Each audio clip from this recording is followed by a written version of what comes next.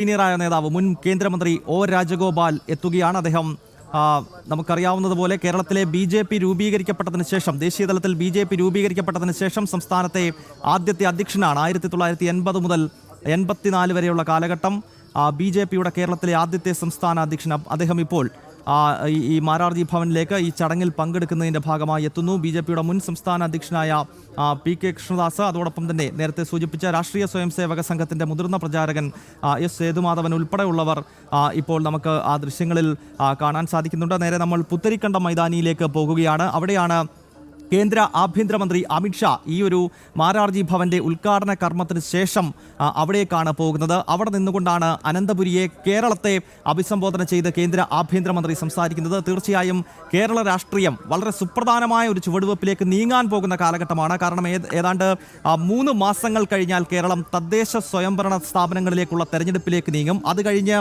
അടുത്ത വർഷം ഏപ്രിൽ മാസത്തിലേക്ക് എത്തുമ്പോൾ സംസ്ഥാനത്ത് സുപ്രധാനമായ നിയമസഭാ തെരഞ്ഞെടുപ്പ് നടക്കാൻ പോകുകയാണ്. അതിനാൽ കേന്ദ്ര ആഭ്യന്തരമന്ത്രി അമിത്ഷാ ഇന്ന് പുത്തരിക്കണ്ടം മൈതാനിയിൽ അഭിസംബോധന ചെയ്ത് സംസാരിക്കുമ്പോൾ അദ്ദേഹം ഏതൊക്കെ വിഷയങ്ങൾ പരാമർശിക്കും, മാത്രമല്ല തദ്ദേശ സ്വയംഭരണ സ്ഥാപനങ്ങളിലേക്കുള്ള തെരഞ്ഞെടുപ്പിന്റെ കൗണ്ട് ഡൗൺ തുടങ്ങുന്നതാകും ഇന്നത്തെ അമിത്ഷായുടെ വാക്കുകൾ എന്നതിലും സംശയമില്ല. ഇപ്പോൾ പുത്തരിക്കണ്ടം മൈതാനിയിൽ നിന്നും ബിനീഷ് ചേരുകയാണ്. ബിനീഷ്, ഈ മാരാർജി ഭവനിലെ ഉദ്ഘാടന കർമ്മത്തിന് ശേഷം ഏതാണ്ട് 11:30 അമിത്ഷാ പുത്തരിക്കണ്ടം മൈതാനിയിൽ എത്തുന്നുവെന്ന് മനസ്സിലാക്കാൻ സാധിക്കുന്നു. അവിടെയാണ് അദ്ദേഹം വാർഡ് തലത്തിലുള്ള BJPയുടെ കാര്യകർത്താക്കളെ അഭിസംബോധന ചെയ്യുന്നത്. അതിനാൽ തീർച്ചയായും രാഷ്ട്രീയം സംസാരിക്കും, രാഷ്ട്രീയം പറഞ്ഞുകൊണ്ട് തന്നെയാകും അമിത്ഷാ അവിടെ സംസാരിക്കുന്നത് എന്ന കാര്യത്തിൽ സംശയമില്ല. അതിനാൽ എന്തൊക്കെയാണ് ബിനീഷ് പുത്തരിക്കണ്ടം മൈതാനിയിൽ നിന്നും കൂട്ടിച്ചേർക്കാനുള്ളത്?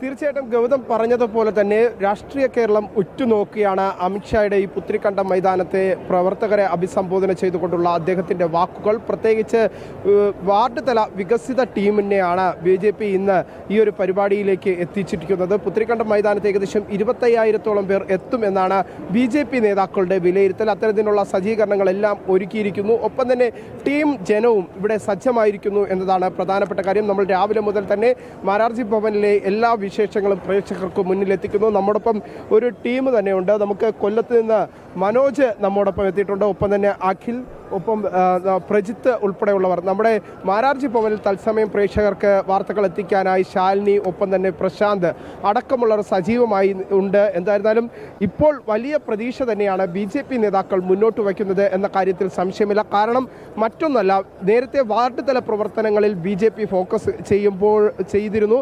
അതിന് സമാനമായ രീതിയിൽ തന്നെ വാർഡ് തലങ്ങൾക്ക് അപ്പുറം ഒരു വികസിത ടീമിനെ BJP ഇപ്പോൾ കേരളത്തിലെ ജനങ്ങൾക്ക് പരിചയപ്പെടുത്തുന്നു. ഓരോ വാർഡിലും തങ്ങളുടെ നാട്ടിൽ, സ്വന്തം നാട്ടിൽ എന്ത് വികസനമാണ് വേണ്ടത്, അത് BJP പ്രവർത്തകരിലൂടെ ആ വികസനങ്ങൾ സാധാരണക്കാരായ ജനങ്ങൾക്കിടയിൽ പ്രചരിപ്പിക്കുക. ആ വികസന പ്രവർത്തനങ്ങൾ, നരേന്ദ്രമോദി സർക്കാരിൻ്റെ ഓരോ പദ്ധതികളും സാധാരണക്കാരായ ജനങ്ങളുടെ ഇടയിൽ എത്തിക്കുക എന്ന ലക്ഷ്യത്തോടു കൂടി, അത് പ്രധാനമായും തദ്ദേശ സ്വയംഭരണ തെരഞ്ഞെടുപ്പിൽ വലിയ ചർച്ചയാക്കുക എന്ന ലക്ഷ്യം തന്നെയാണ് BJPക്കുള്ളത്. ഇതിൻ്റെ അടിസ്ഥാനത്തിൽ തന്നെയാണ് ഓരോ വാർഡ് തല വികസന ടീമിനെയും BJP ഇപ്പോൾ രൂപപ്പെടുത്തിയെടുത്തിട്ടുള്ളത്. കഴിഞ്ഞ 4 മാസമായി സംഘടനാ തലത്തിൽ BJPയുടെ പ്രവർത്തനം അത്തരത്തിൽ തന്നെയാണ് മുന്നോട്ട് പോകുന്നത്. രാജീവ് ചന്ദ്രശേഖരൻ BJPയുടെ സംസ്ഥാന അധ്യക്ഷനായ സമയം മുതൽ തന്നെയാണ് ഒരു ഹാഷ്ടാഗ് നൽകിക്കൊണ്ട് കേരളം, വികസന കേരളം എന്ന മുദ്രാവാക്യം, അത്തരത്തിലുള്ള ഒരു ഹാഷ്ടാഗ് നൽകിക്കൊണ്ട് ജനങ്ങളെ സ്വാധീനിക്കുന്ന തരത്തിലുള്ള പ്രവർത്തനങ്ങളുമായി മുന്നോട്ട് പോകുന്നത്. ഒപ്പം നമ്മൾക്കറിയാം അഖിൽ നമ്മോടൊപ്പമുണ്ട്. അഖിൽ കഴിഞ്ഞ കുറേ കാലമായി BJPയുടെ സംഘടനാ പ്രവർത്തനം അല്ലെങ്കിൽ BJPയുമായി ബന്ധപ്പെട്ടുള്ള വാർത്തകൾ റിപ്പോർട്ട് ചെയ്യുന്ന വ്യക്തിയാണ്. ഇപ്പോഴത്തെ ഒരു സാഹചര്യത്തിൽ ഈ ഇത്തവണ ഞാൻ പല BJP നേതാക്കളോടും ചോദിച്ചത് ഇത്തരത്തിലാണ്. കാരണം അവരോടൊക്കെ അഭിപ്രായങ്ങൾ ആരാഞ്ഞ സമയത്ത് ചോദിച്ചത്, എല്ലാ തവണയും BJP ഇലക്ഷന് മുന്നോടിയായി ഇത്തരം പരിപാടികൾ നടത്തും, ഇത്തരത്തിലുള്ള പ്രഖ്യാപനങ്ങൾ നടത്തും. ആ പ്രഖ്യാപനങ്ങളൊക്കെ അതേപോലുള്ള ഒരു പ്രഖ്യാപനമായി ഇത്തവണ മാറുമോ എന്ന ചോദ്യമായിരുന്നു ഉന്നയിച്ചത്. പക്ഷേ ആ ഒരു പ്രഖ്യാപനങ്ങൾ ഏത് തരത്തിൽ നമുക്ക് രാഷ്ട്രീയമായി ഇതിനെ വിലയിരുത്താൻ സാധിക്കുന്നു? വിനീഷ, BJPയെ സംബന്ധിച്ചിടത്തോളം, ഏത് രാഷ്ട്രീയ പാർട്ടിയെ സംബന്ധിച്ചിടത്തോളം പ്രാദേശിക തലത്തിൽ തലത്തിൽ, അതായത് തദ്ദേശ സ്വയംഭരണ സ്ഥാപനങ്ങളിലടക്കം വിജയത്തിലേക്ക് എത്തുക എന്നുള്ളതാണ് ഏറ്റവും പ്രധാനപ്പെട്ട ഒരു കാര്യമായി നമുക്ക് മനസ്സിലാക്കാൻ സാധിക്കും. കാരണം വാർഡ് തലത്തിൽ, ബൂത്ത് തലത്തിലൊക്കെ BJPയെ സംബന്ധിച്ചിടത്തോളം ഓൾ ഇന്ത്യ തലത്തിലെ സംഘടനാ സംവിധാനം ബൂത്ത് കമ്മിറ്റിയാണ്. ബൂത്ത് കമ്മിറ്റിക്ക് മുകളിൽ അടുത്ത കമ്മിറ്റി എന്ന് പറയുന്നത് അത് പഞ്ചായത്ത് കമ്മിറ്റികളാണ്. അതിന് മുകളിൽ മണ്ഡലം കമ്മിറ്റികളുണ്ട്, അതിന് മുകളിൽ ജില്ലാ, സംസ്ഥാനം, ദേശീയം. ഇങ്ങനെയാണ് BJPയുടെ ഒരു സംഘടനാ സംവിധാനത്തിലേക്ക് പോകുന്നത്. ഇതിനു മുമ്പ് ഇതുപോലൊരു ബൂത്ത് തലത്തിലുള്ള അല്ലെങ്കിൽ വാർഡ് തലത്തിലുള്ള പ്രവർത്തനം ഉണ്ടാകുന്നത് അത് വി മുരളീധരൻ സംസ്ഥാന അധ്യക്ഷ സ്ഥാനത്തേക്ക് ഇരിക്കുന്ന കാലഘട്ടത്തിലാണ്. അദ്ദേഹം 2009 മുതൽ 2015 വരെയാണ് അദ്ദേഹം BJPയുടെ സംസ്ഥാന അധ്യക്ഷ പദവിയിൽ അലങ്കരിച്ചത്. ആ സമയത്ത് കേരളത്തിൽ നമുക്കറിയാവുന്നതുപോലെ തന്നെ BJPക്കെതിരെ വലിയ ആരോപണങ്ങൾ ഉണ്ടായിരുന്ന ഒരു കാലഘട്ടമാണ്. 2009 വരെയുള്ള കാലഘട്ടം എന്ന് പറഞ്ഞാൽ BJPക്കെതിരെ വലിയ ആരോപണങ്ങൾ ഉണ്ടാകുന്നുണ്ട്. ഈ കാലം ഇപ്പോഴും ഉണ്ട്. വലിയ രീതിയിലാണ് BJPയെ കടന്നാക്രമിക്കാൻ. കാരണം വികസിതം പറയുന്ന, കേരളത്തിൻ്റെ വികസനം പറയുന്നു. ഇപ്പോൾ കഴിഞ്ഞ ദിവസങ്ങളിലൊക്കെ തന്നെ ഏറ്റവും കൂടുതൽ ചർച്ചയായത് നമ്മൾ ഈ തിരുവനന്തപുരത്ത് നിൽക്കുമ്പോൾ മാസങ്ങൾക്ക് മുമ്പാണ് ഈ തിരുവനന്തപുരത്തിൻ്റെ നഗരത്തിലേക്ക് പ്രധാനമന്ത്രി എത്തുന്നത്. ആ പ്രധാനമന്ത്രി എത്തുന്നത് എന്താണ്? ഈ ലോകത്തിലെ തന്നെ ഒരു കപ്പലിൻ്റെ അല്ലെങ്കിൽ ഒരു തുറമുഖം ഈ രാജ്യത്തിന് തുറന്നു കൊടുക്കുക എന്ന ലക്ഷ്യത്തോടു കൂടിയാണ് അനന്തപുരിയിലേക്ക് രാജ്യത്തിൻ്റെ പ്രധാന സേവകൻ എത്തുന്നത്. അത് വികസനത്തിൻ്റെ ഒരു കാഴ്ചപ്പാടായി തന്നെയാണ് മുന്നോട്ട് വെച്ചത്. ദേശീയ തലത്തിൽ ദേശീയപാതകളുടെ വികസന കാര്യത്തിൽ കേരളത്തിലാണ് ഏകദേശം വരുന്ന 1600 പരം കോടി രൂപ ചെലവഴിച്ചിട്ടാണ് കേരളത്തിലെ ദേശീയപാതകളുടെ വികസനം നടക്കുന്നത്. നേരത്തെ നമ്മൾ രാവിലെ തന്നെ വിനീഷ് സൂചിപ്പിച്ചതാണ്, കേരളത്തിലെ സാധാരണക്കാർ, ഈ ഇരിക്കുന്ന വാർഡ് തലത്തിലെ നേതാക്കളാണ്, ഈ ഇരിക്കുന്ന മുഴുവൻ ആൾക്കാരും വാർഡ് തലത്തിൽ പ്രവർത്തിക്കുന്ന ആൾക്കാരാണ്. ഇവരുടെയൊക്കെ ചുമതല എന്ന് പറയുന്നത് ബൂത്ത് പ്രസിഡന്റുമാർ, ബൂത്ത് ജനറൽ സെക്രട്ടറിമാർ, ബൂത്തിൻ്റെ ഇൻചാർജുമാർ, വാർഡ് ഇൻചാർജുമാരാണ്. ഈ ഇരിക്കുന്ന മുഴുവൻ ആൾക്കാരും അത്തരത്തിൽ പ്രാദേശിക തലത്തിൽ ജനങ്ങളുമായി നേരിട്ട് ഇടപെട്ട്, ജനങ്ങളുമായി നേരിട്ട് സംവദിച്ച്, ജനങ്ങളുടെ പ്രശ്നങ്ങൾ പഠിക്കുന്ന നേതൃത്വമാണ് ഇവിടെ കേന്ദ്രത്തിൻ്റെ ആഭ്യന്തരമന്ത്രിയുടെ, BJPയുടെ മുൻ അഖിലേന്ത്യാ അധ്യക്ഷൻ്റെ, ദീർഘകാലമായി ദേശീയ രാഷ്ട്രീയത്തിൽ തൻ്റേതായ വ്യക്തിമുദ്ര പതിപ്പിക്കുന്ന അമിത്ഷാജിയുടെ വാക്കുകൾ കേൾക്കാൻ, സംഘടനാ കാര്യങ്ങൾ ചർച്ച ചെയ്യാനാണ്. ഇതൊരു വലിയ സമ്മേളനമാണ് എങ്കിൽ പോലും നേതൃത്വ സംഗമമെന്നാണ് BJP ഇതിന് പേരിട്ടിരിക്കുന്നത്. നമ്മൾ ഇപ്പോൾ വേദിയിൽ കാണുന്നുണ്ടാകും. വേദിയിൽ മുതിർന്ന നേതാക്കൾ എല്ലാവരും ആ വേദിയിലേക്ക് എത്തിയിട്ടുണ്ട്.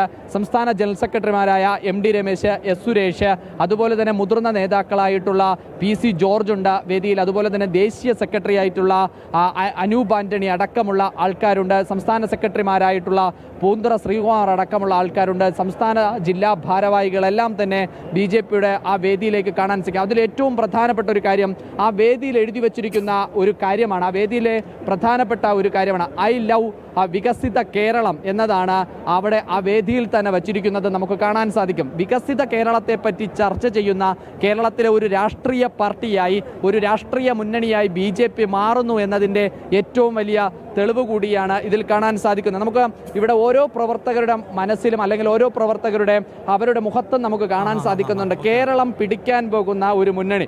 അതിൽ കഴിഞ്ഞ ദിവസങ്ങളിലൊക്കെ തന്നെ നമ്മളോട് പ്രതികരിക്കുമ്പോൾ രാജീവ് ചന്ദ്രശേഖർ, ഈ BJPയുടെ പുതിയ സംസ്ഥാന അധ്യക്ഷൻ, 13ാമത്തെ സംസ്ഥാന അധ്യക്ഷൻ, എണ്ണത്തിൽ 11 ആണെങ്കിലും 13ാമത്തെ ടേമിലാണ് രാജീവ് ചന്ദ്രശേഖർ കേരളത്തിൻ്റെ BJPയുടെ സംസ്ഥാന അധ്യക്ഷനായി എത്തുന്നത്. ആ സംസ്ഥാന അധ്യക്ഷനായി എത്തുന്ന അദ്ദേഹം ആദ്യ ദിവസം ചാർജ് എടുക്കുന്ന ഈ 2025 തുടക്കം മുതൽ 1980-ലാണ് കേരളത്തിൽ BJP സംഘടനാ സംവിധാനത്തിൽ പ്രവർത്തനം ആരംഭിക്കുന്നത്. അതിനു മുമ്പ് ജനസംഘം എന്ന രീതിയിലും ജനതാ പാർട്ടി എന്ന രീതിയിലും ഒക്കെ കേരളത്തിലും ദേശീയ തലത്തിലും ഒക്കെ തന്നെ BJP പ്രവർത്തിച്ചു. അവിടെ നിന്നും 1980-ൽ BJP എന്ന രാഷ്ട്രീയ രൂപമായി കേരളത്തിൽ പ്രവർത്തനം ആരംഭിച്ചതിനു ശേഷം 2025-ലേക്ക് എത്തുമ്പോൾ 45 വർഷത്തെ ഒരു കാലഘട്ടമുണ്ട്. ഏകദേശം 50 ആണ്ടിൻ്റെ നിറവിലേക്ക് പോകുന്ന ഒരു രാഷ്ട്രീയ പാർട്ടിയാണ് BJP എന്ന് പറയുന്നത്.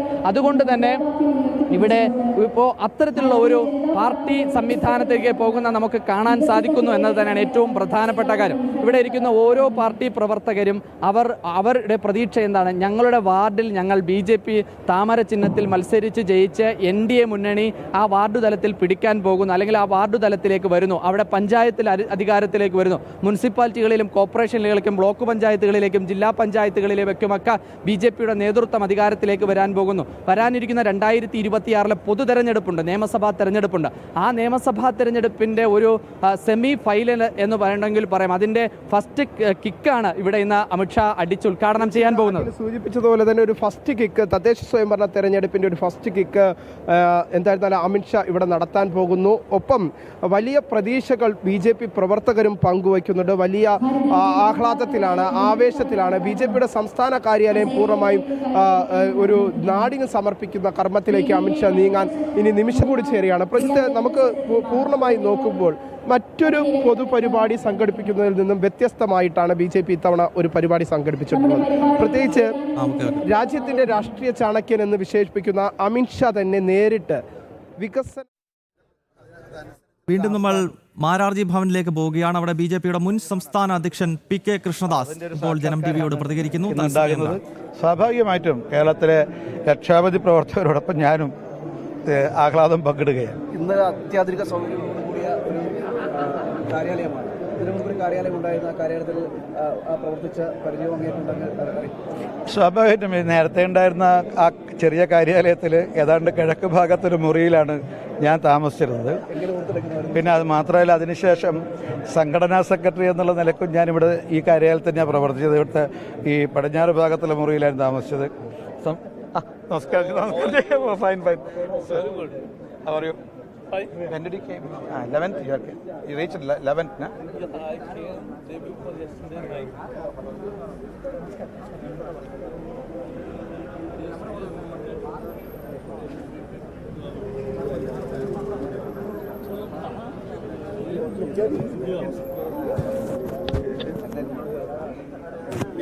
He's telling something. I was telling that very smart today. Today is no objection.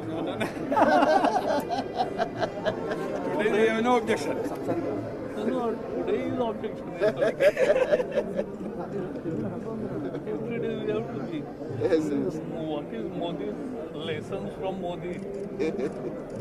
Top. Yeah. Top every day.